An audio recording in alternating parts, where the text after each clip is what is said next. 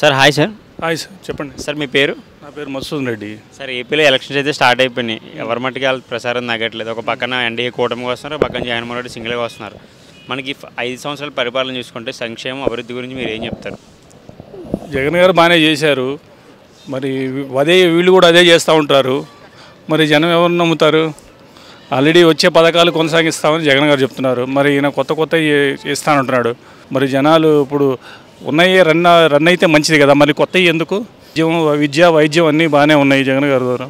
మరి చంద్రబాబు నాయుడు కూడా అదే అంటున్నారు. దానికి ఎలక్షన్స్ మాత్రం బాగా హీట్గానే ఉన్నాయి.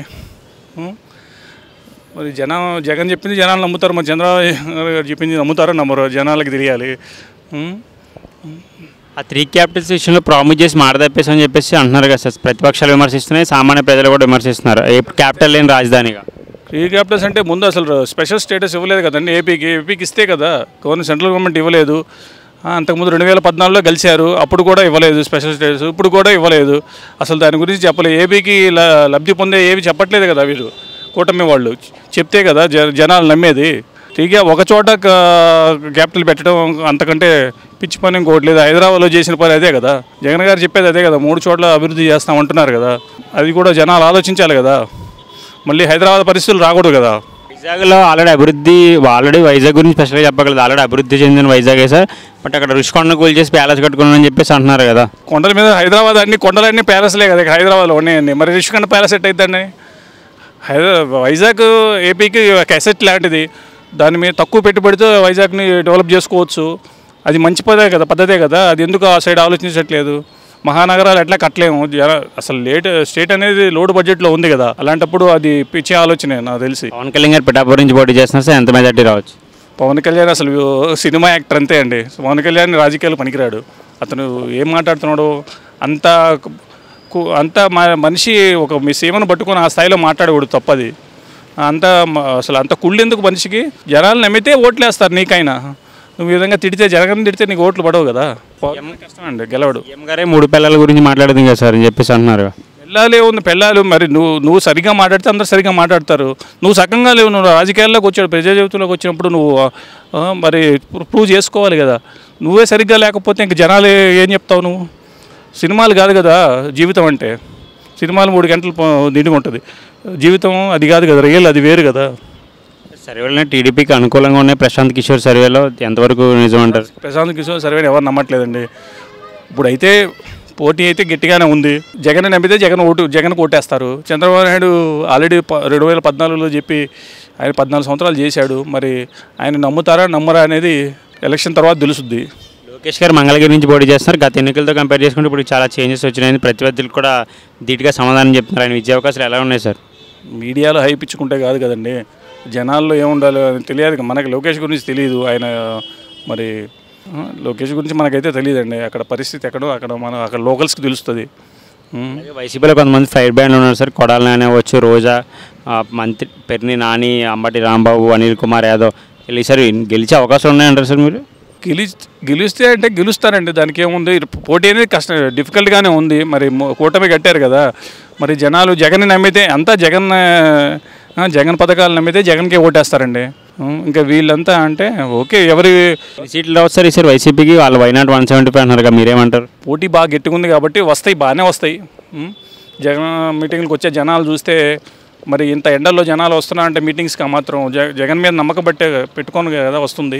కూటమికి టఫ్ ఫైట్ ఉందని అనుకుంటున్నాం. కూటమికి ఎన్ని సీట్లు వచ్చే అవకాశాలు ఉన్నాయి సార్? చెప్పలేనండి. కూటమికి ఫస్ట్ వైసీపీ, నెక్స్ట్ కూటమి, అంతే. మళ్ళీ ఏపీలో వైసీపీ రావాలని కోరుకుంటున్నారు. అంటే మంచి పాలన ఇచ్చారు కాబట్టి వాళ్ళు వస్తే మంచిదని నా ఉద్దేశం. Okay sir, thank you. ఈ పరిపాలన గురించి మీరు ఏం చెప్తారు? అంతా అస్తవ్యస్తం, అరాచకం. అభివృద్ధి అన్న మాట ఎక్కడా లేదు. ఉద్యోగ కల్పన అన్న మాట ఎక్కడా లేదు. రాజధాని ఎక్కడ 3 రాజధానులు చెప్పి ఏ రాజధాని లేదు. అన్నిట్లు ఇవాళన్నిటికంటే మెయిన్ ఈ రైతులు భూములు తన ఫోటో వేసుకొని ఆ భూములు ఆక్రమిస్తారని ప్రతి రైతు అదిరిపోతున్నాడు. ఆఖరికి వైసీపీలో ఉన్న రైతులు కూడా ఎక్కడొస్తే మా భూములు తనఖా పెడతాడోనని ఆల్రెడీ ప్రభుత్వ భవనాలన్నీ తనఖా పెట్టేశాడు. ఇవి కూడా పెడతాడేమని ప్రతి రైతు అదిరిపోతున్నాడు. సర్వేలన్నీ వైసీపీ కట్టుకున్నాయి కదా సార్, టీడీపీ వాళ్ళు భయపడుతున్నారని చెప్పేసి అన్నారు. మీరేమంటారు దాని గురించి? నేషనల్ సర్వే కానీ మామూలుగా లోకల్ సర్వేలు కానీ నిన్న వచ్చిన ఆర్టీవీ సర్వే కానీ మరి రైజ్ సర్వే కానీ ఇవన్నీ నిన్న ఈరోజు వచ్చిన సర్వేలు టీడీపీకి కూటమికి అనుకూలంగా ఉన్నాయి అన్ని సర్వేలు. అలాగే పవన్ కళ్యాణ్ గారు పిఠాపురం నుంచి పోటీ చేస్తున్నారు. ఆయన విజయ అవకాశాలు ఎలా ఉన్నాయి సార్? అసెంబ్లీకి వెళ్ళే అవకాశాలు ఉన్నాయంటారా? మెజార్టీ ఎంత రావచ్చు? ఆయన తప్పకుండా గెలుస్తారు పవన్ కళ్యాణ్ గారు.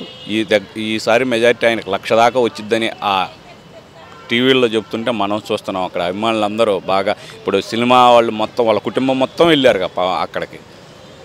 అలాగే బాలకృష్ణ గారు ఇద్దరు అల్లుళ్ళు, ఒకళ్ళేమో ఎమ్మెల్యేగా మంగళగిరి నుంచి పోటీ చేస్తున్నారు, ఇంకొక చిన్నల్లుడేమో వైజాగ్ ఎంపీగా పోటీ చేస్తున్నారు భర్త గారు.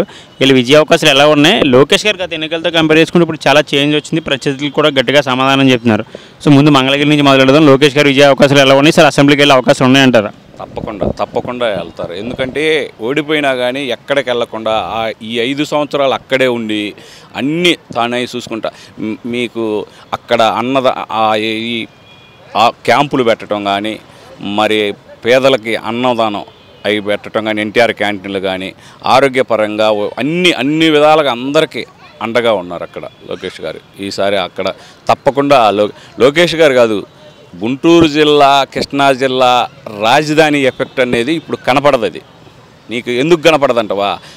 మాది గుంటూరు జిల్లా, అక్కడ ఎకరం 30 లక్షలు ఉన్న భూమి ఇలా 10 లక్షలకు వచ్చింది. నీకు ప్రతి వ్యక్తికి తన ఆస్తి తగ్గిపోయింది. నాకు 2 ఎకరాలు ఉందనుకో, 60 లక్షల ఆస్తి ఇవాళ 20 లక్షలకు వచ్చింది. అట్లా ప్రతి వ్యక్తికి తగ్గిపోయింది ఆస్తి.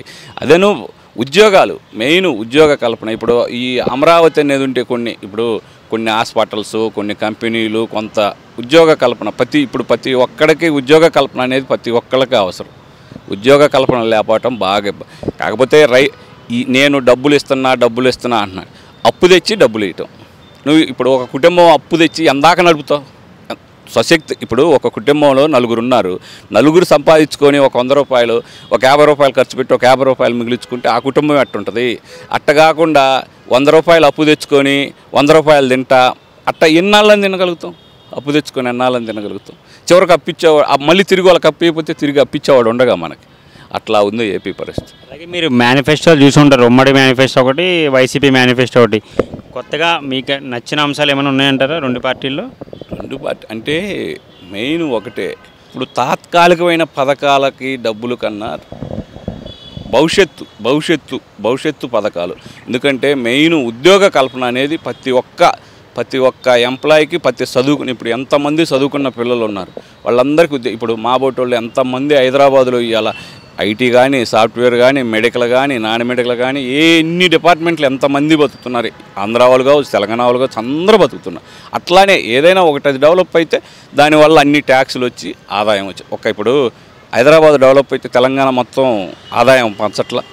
అట్లానే ఆ గుంటూరు, కృష్ణా, ఆ కోస్తా అన్ని ప్రాంతాలు ఆ ఆదాయంతో అభివృద్ధి చేసుకోవచ్చు. ఇంకొకటి ఏంటంటే రీసెంట్గా రాయితో దాడి జరిగింది జగన్మోహన్ రెడ్డి గారి మీద. అది టీడీపీ చంద్రబాబు నాయుడు చేపించేసి అంటున్నారు, ఇది కోడికత్తి డ్రామాలకు ఎలక్షన్ ముందు ఓట్ల కోసం, సానుభూతి కోసం చేసిన అని చెప్పేసి టీడీపీ వాళ్ళు అంటారు. మీరు ఏమంటారు? టీడీపీ వాళ్ళు కాదు, వైసీపీ వాళ్ళు కూడా అవి నమ్మట్ల. ఎందుకంటే ఒకసారి చూస్తాం, అదిగో నానా పులి అంటే 2 సార్లు చూస్తారు. గూగుల్ అవి నమ్మరు కదా.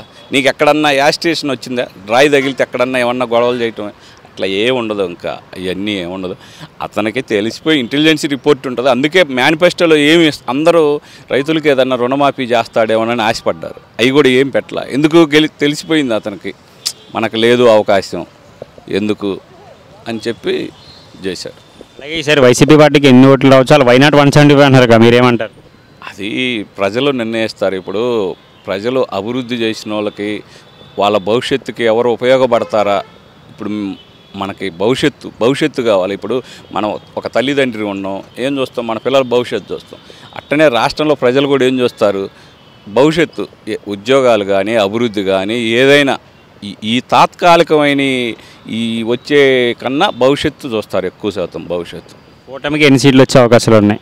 అది మనం చెప్పలేము. అందరూ ఇప్పుడు అన్ని సర్వేలు కూడా 110, 120 మేము అందరూ అనుకోవటం 100కి తగ్గవు, పైన 100 సీట్లు పైన, 110 కావచ్చు, 105 కావచ్చు, 120 కావచ్చు అనుకుంటున్నారు. మరి ఏపీలో మార్పు అయితే రావాలని కోరుకుంటున్నారు మీరు? తప్పకుండా ప్రతి వాళ్ళు వైసీపీలో ఉన్న వాళ్ళు కూడా తప్పకుండా మార్పు రావాలని కోరుకుంటున్నారు. Sir good evening. Sir good evening అండి. సార్ మీ పేరు?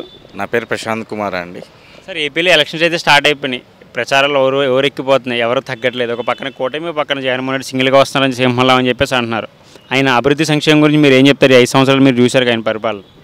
ముందుగా చెప్పాలంటే మన అమరావతి గురించి చెప్పాలండి. అమరావతిలో మన అన్నా క్యాంటీన్ కూల్చినప్పుడే ప్రభుత్వం ప్రజా టీడీపీ భవన్ కూలినప్పుడే మనకు అప్పుడే అర్థమైంది ఈ ప్రభుత్వము అతి త్వరలోనే కూలిపోతుందని. అలాగే అమరావతి ఈరోజు ఒకప్పుడు అమరావతి భూములు ఎంతగానో రెక్కలు వచ్చినాయి. ఈరోజు చాలా చాలా రైతులు ఎంతోమంది ఈ ఆడవాళ్ళు అయితేమి, పిల్లలు అయితేమి, పెద్దవాళ్ళు అయితేమి ఆ యొక్క భూములపైన ఎన్నో ఆశలు పెట్టుకున్నారు. ఈరోజు ఆ యొక్క భూములు చాలా డౌన్ ఫాలోకి పడిపోయాయి. సో దానివల్ల ఈరోజు అమరావతి అనేది అభివృద్ధి కాకుండా మూడు రాజధానులు అనేది లేకుండా చాలా ఆంధ్రప్రదేశ్ వెనుకబడి ఉంది. అలాగే ప్రతి సంవత్సరము విద్యార్థులు పీజీ చేసిన గ్రాడ్యుయేట్ చేసిన విద్యార్థులు ఎంతోమంది ఎన్నో వేల మంది బయటకు వస్తున్నారు. వారికి ఈ ప్రభుత్వము ఎటువంటి సహాయము చేయలేదు. వారికి చాలా చాలా ఇక మన ఆంధ్రప్రదేశ్ నుంచి తరలిపోయాయి. ఎగ్జాంపుల్ చెప్పాలంటే మన అనంతపూర్ కియా ఉంది. ఆ కియా కూడా మన అనంతపూర్లో మనకు ఎంతగానో ఉపయోగపడతాయని చెప్పి బాబు గారు తీసుకొచ్చారు. కానీ ఈరోజు బాబు గారు తీసుకొచ్చిన చాలా తీసుకొచ్చారు. కానీ వాటన్నిటిని ఈరోజు మన రాష్ట్రం నుంచి తరలిపోయేటట్టు చేశారు. సో వై నాట్ 175 అంటున్నారు. అలాగే టీడీపీ ఈ కూటమి వాళ్ళు కూడా వై నాట్ 175 అంటున్నారు. కానీ ఈ కూటమి ప్రభుత్వం వస్తే మన యువతకైతేమి, తర్వాత అమరావతి ప్రజలకైతేమి ఈ 3 రాజధానులు రావాలని చెప్పి ఆశిస్తున్నాము. ఈ కూటమి వల్ల యువత ఫ్యూచర్ బాగుంటుందని చెప్పి మేము ఎంతగానో కోరుకుంటున్నాము.